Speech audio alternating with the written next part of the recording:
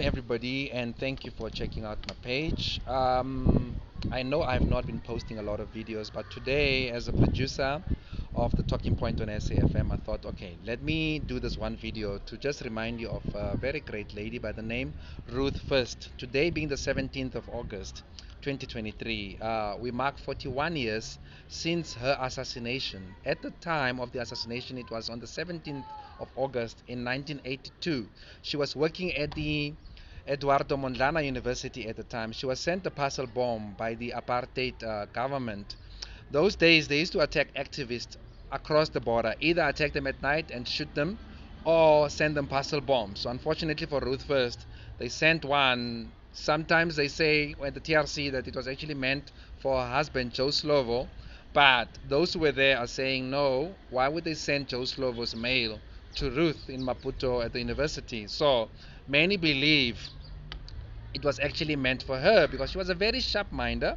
She stood her ground as a woman, as a feminist. She stood even against her comrades. She was a very significant force to be reckoned with. But anyway, she was this great journalist who exposed a lot of atrocities committed by some of the white farmers at the time. Things like slave wages, whipping them on their backs, ill-treating them. She exposed that and she would publish it. And remember, newspapers those days were not allowed to publish things that were deemed by the then apartheid government to be exposing what some of the white people were doing in those days in terms of the abuse of farmers and abuse of workers in general. So she was part of the Communist Party, the South African Communist Party at the time.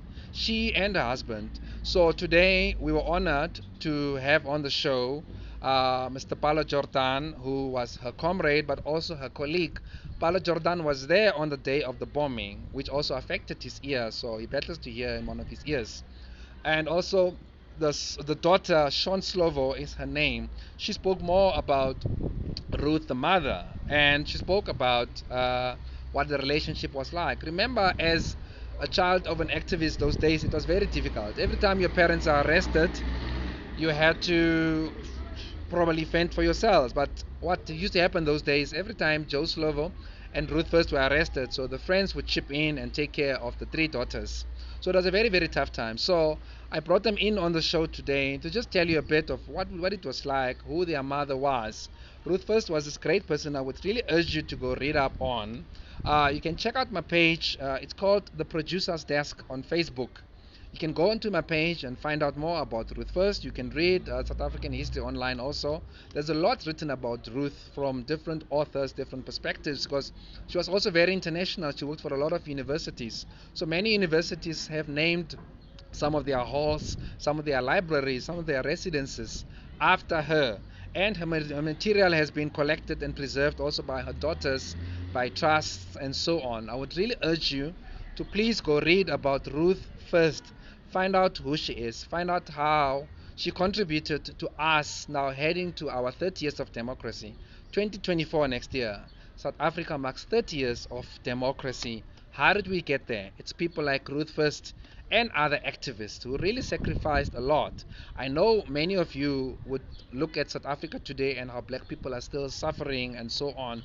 But let us never, ever, ever forget the contribution by people like Ruth First, Joe Slovo, Solomon Mahlangu, all of the others, PAC cadres. There's so many others I just don't want to name here because this is all about Ruth First. I thought I should tell you, but what I will do, I'll keep posting videos almost, hopefully, every second day to tell you about some of these great stalwarts, Robert Sobukwe, and all of them. But do check out my page, The Producer's Desk, and also my YouTube page, as I'll be posting constantly. I promise you that.